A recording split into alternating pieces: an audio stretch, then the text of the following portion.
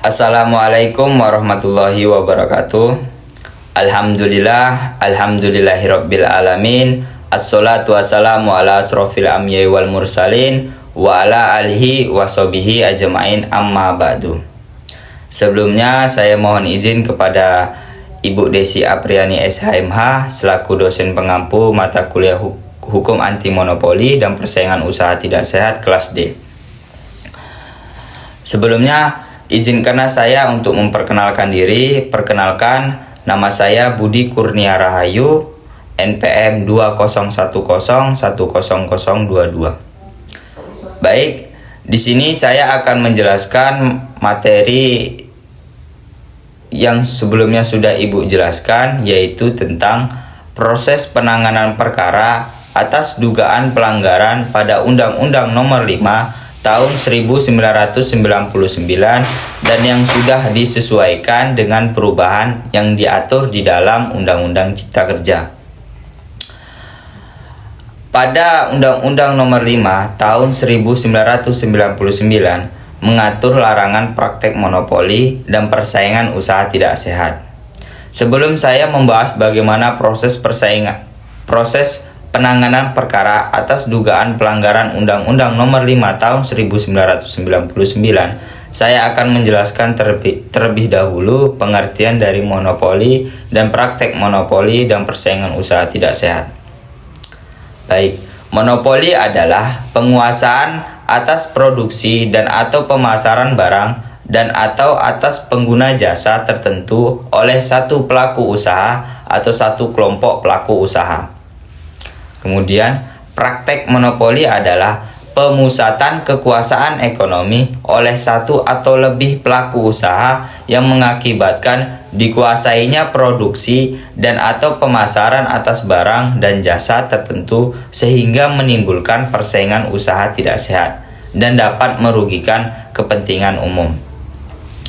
Kemudian, persaingan usaha tidak sehat adalah persaingan antara pelaku usaha dalam menjalankan kegiatan produksi dan atau pemasaran barang dan atau jasa yang dilakukan dengan cara tidak jujur atau melawan hukum dan menghambat persaingan usaha.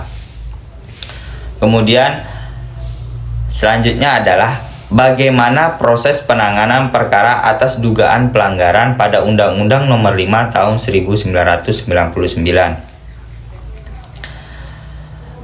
yang terdapat pada pasal 38 ayat 1 yang menjelaskan bahwa setiap orang yang mengetahui telah terjadinya atau patut diduga telah terjadinya pelanggaran terhadap undang-undang ini dapat melaporkan secara tertulis kepada komisi dengan keterangan yang jelas tentang telah terjadinya pelanggaran dengan menyertakan identitas pelapor. Kemudian ayat 2, pihak yang dirugikan sebagaimana akibat terjadinya pelanggaran terhadap undang-undang ini dapat melaporkan secara tertulis kepada komisi dengan keterangan yang lengkap dan jelas tentang telah terjadinya pelanggaran dan kerugian yang ditimbulkan dengan menyertakan identitas pelapor.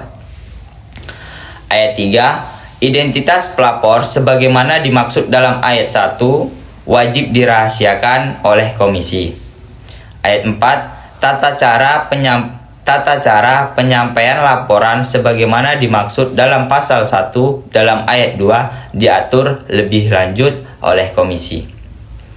Selanjutnya pada pasal 39 ayat 1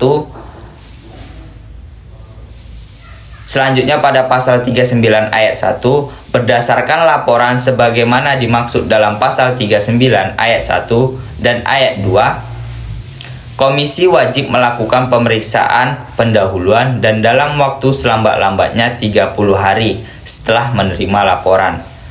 Komisi wajib menetapkan perlu atau tidaknya dilakukan pemeriksaan lanjutan. Ayat 2, dalam pemeriksaan lanjutan, komisi wajib melakukan pemeriksaan terhadap pelaku usaha yang dilaporkan. Ayat 3, komisi wajib menjaga kerahasiaan informasi yang diperoleh dari pelaku usaha yang telah dikategorikan sebagai rahasia perusahaan. Ayat 4, apabila dipandang perlu, komisi dapat mendengar keterangan saksi ahli dan atau pihak lain. Ayat 5, dalam melakukan kegiatan sebagaimana dimaksud dalam ayat 1 dan ayat 4, anggota komisi dilengkapi dengan surat tugas. Selanjutnya pada pasal 40 ayat 1, komisi dapat pemeriksaan kepada pelaku usaha apabila ada dugaan terjadi pelanggaran undang-undang ini, walaupun tanpa adanya pelanggaran. Ayat 2, pemeriksaan sebagaimana dimaksud ayat 1 dilaksanakan dengan tata cara sebagaimana diatur dalam pasal 39. Selanjutnya pada pasal 41 ayat 1, pelaku usaha dan atau pihak lain diperiksa wajib menyerahkan alat bukti yang diperlukan dalam penyelidikan dan atau pemeriksaan. Ayat 2, pelaku usaha dilarang menolak diperiksa, menolak memberikan informasi yang diberikan dalam penyidikan dan atau pemeriksaan atau yang menghambat proses penyelidikan dan atau pemeriksaan. Ayat 3, penyelenggara terhadap ketentuan ayat 2 oleh komisi diserahkan penyidik untuk dilakukan penyelidikan sesuai dengan ketentuan yang berlaku. Selanjutnya, pada pasal 42, alat-alat bukti pemeriksaan komisi berupa keterangan saksi, keterangan ahli, surat dan atau dokumen terus petunjuk. Selanjutnya keterangan pelaku usaha. Selanjutnya pada pasal 43 ayat 1, komisi wajib menyelesaikan pemeriksaan lanjutan selambat-lambatnya 60 hari sejak dilakukan pemeriksaan lanjutan sebagaimana dimaksud pada pasal 39 ayat 1. Ayat 2, bila mana diperlukan jangka waktu pemeriksaan lanjutan sebagaimana dimaksud dalam ayat 1 dapat diperpanjang paling lama 30 hari. Ayat 3, komisi wajib memutuskan telah terjadi atau tidak terjadi pelanggaran terhadap undang-undang ini selambat-lambatnya 30 hari terhitung sejak selesainya pemeriksaan lanjutan sebagaimana dimaksud dalam ayat 1 dan ayat 2. Kemudian ayat 4, putusan komisi sebagaimana dimaksud dalam ayat 3 harus dibacakan dalam satu sidang yang dinyatakan terbukti untuk umum dan segera diberikan kepada pelaku usaha. Selanjutnya pada pasal 44 ayat 1, dalam waktu 30 hari sejak pelaku usaha menerima putusan komisi sebagaimana dimaksud dalam pasal 43 ayat 4, pelaku usaha wajib melakukan putusan tersebut dan menyampaikan laporan pelaksanaan pada komisi. Ayat 2, pelaku usaha dapat mengajukan keberatan kepada pengadilan negeri selambat-lambatnya 14 hari setelah menerima pemberitahuan putusan tersebut. Ayat 3, pelaku usaha yang tidak mengajukan keberatan dalam jangka waktu sebagaimana dimaksud ayat 2 dianggap menerima putusan komisi. Ayat 4, apabila ketentuan sebagaimana dimaksud dalam ayat 1 dan ayat 2 tidak dijalankan oleh pelaku usaha, komisi menyerahkan putusan tersebut kepada penyidik untuk dilakukan penyidikan sesuai dengan ketentuan peraturan perundang-undangan yang berlaku. Ayat 5, putusan komisi sebagaimana dimaksud dalam pasal 43 ayat 1 merupakan bukti permulaan yang cukup bagi penyidik untuk dilakukan penyelidikan.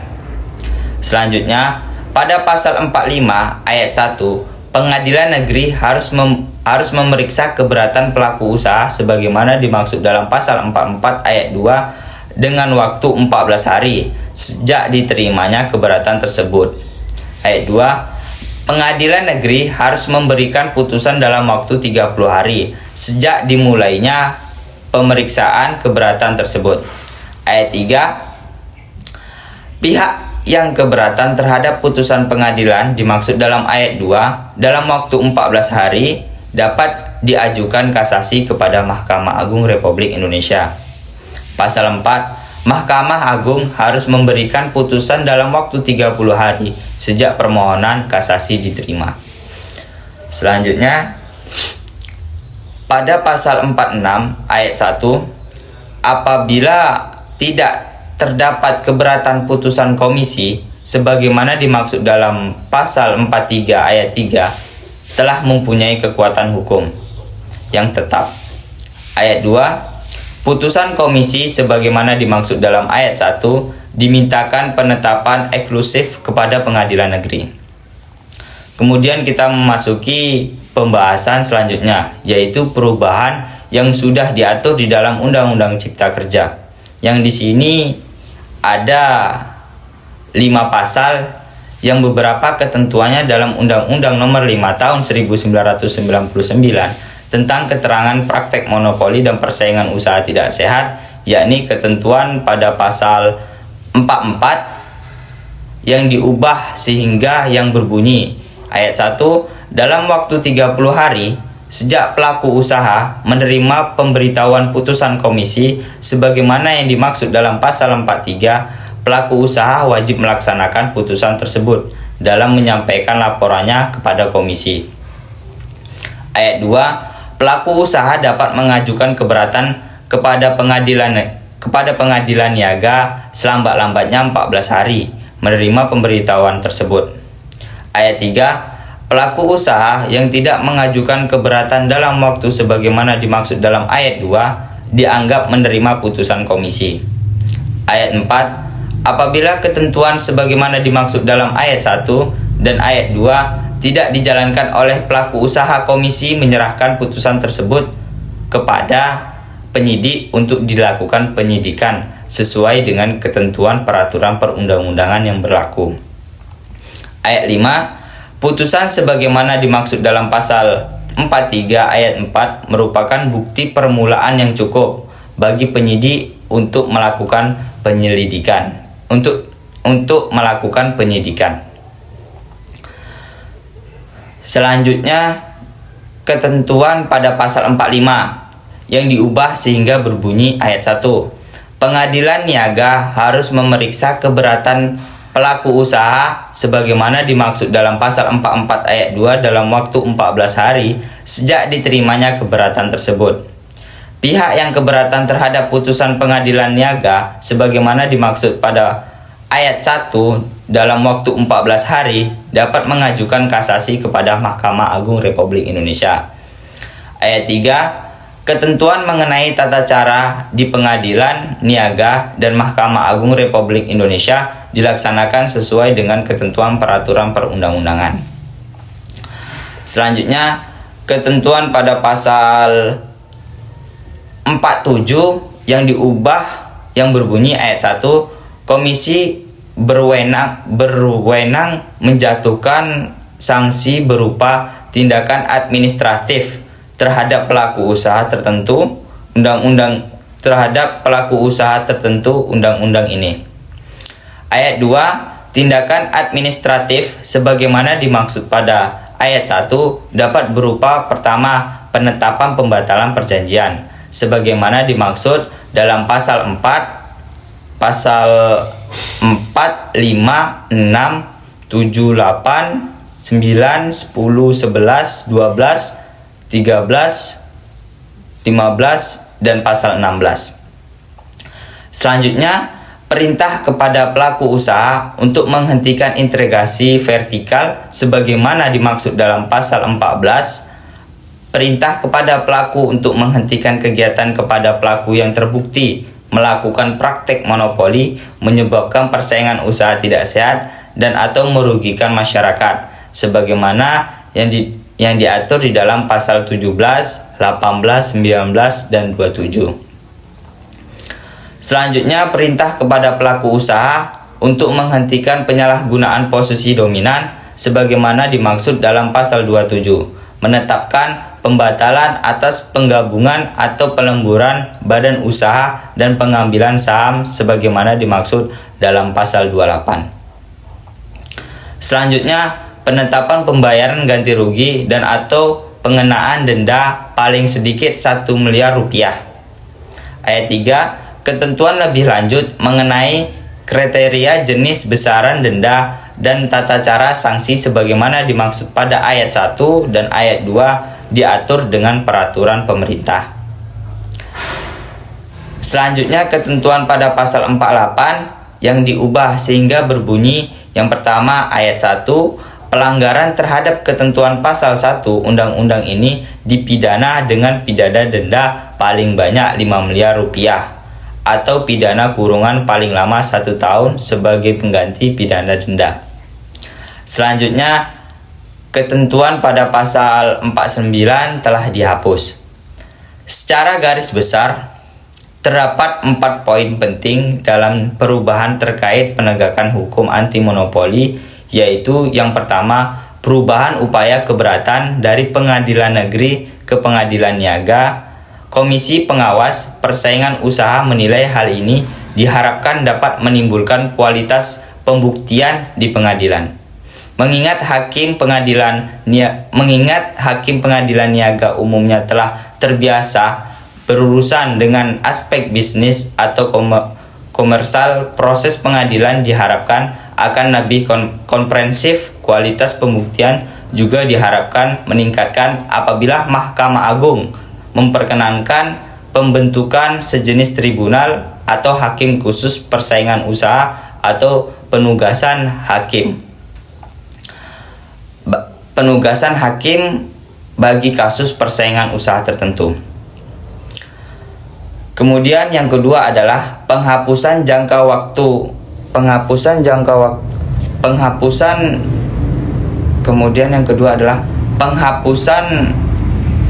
waktu penanggungan upaya keberatan oleh pengadilan niaga dan Mahkamah Agung. Penghapusan dimaksud adalah penghapusan jangka waktu pembacaan putusan keberatan dan kasasi. Yang ketiga yaitu penghapusan batasan denda maksimal. Dalam hal ini KPPU masih melakukan ketentuan peraturan pemerintah sebagaimana tindak lanjut perubahan dalam Undang-Undang Cipta Kerja karena terkait dengan kriteria jenis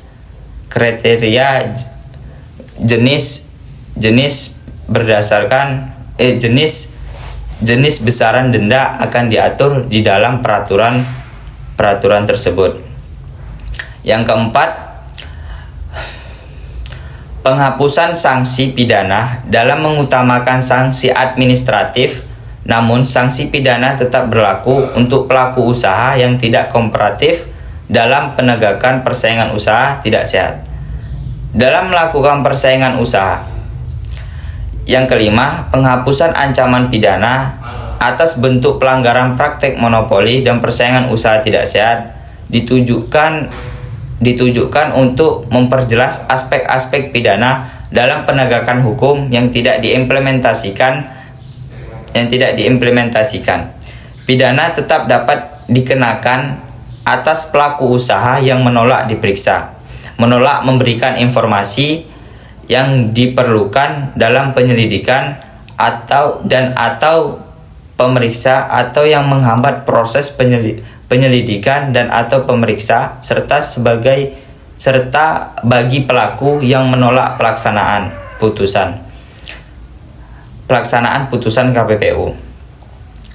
Penegakan ini membantu KPPU dalam menyerahkan kepada penyidikan atas pelaksanaan ketentuan tersebut, khususnya dengan adanya kerjasama antara KPPU dan Polri yang turut mengatur prosedur penyerahan aspek pidana dalam hukum persaingan. KPPU adalah lembaga administrasi independen yang terlepas dari pengaruh dan kekuasaan pemerintah dan pihak lain yang melakukan penegakan hukum dalam wilayah hukum administrasi. Mungkin cukup sekian presentasi yang dapat saya sampaikan. Apabila ada kata-kata saya yang kurang atau kurang berkenan di hati, mohon dimaafkan. Saya tutup dengan wallahul muwaffiq ila aqwamit thoriq. Wassalamualaikum warahmatullahi wabarakatuh.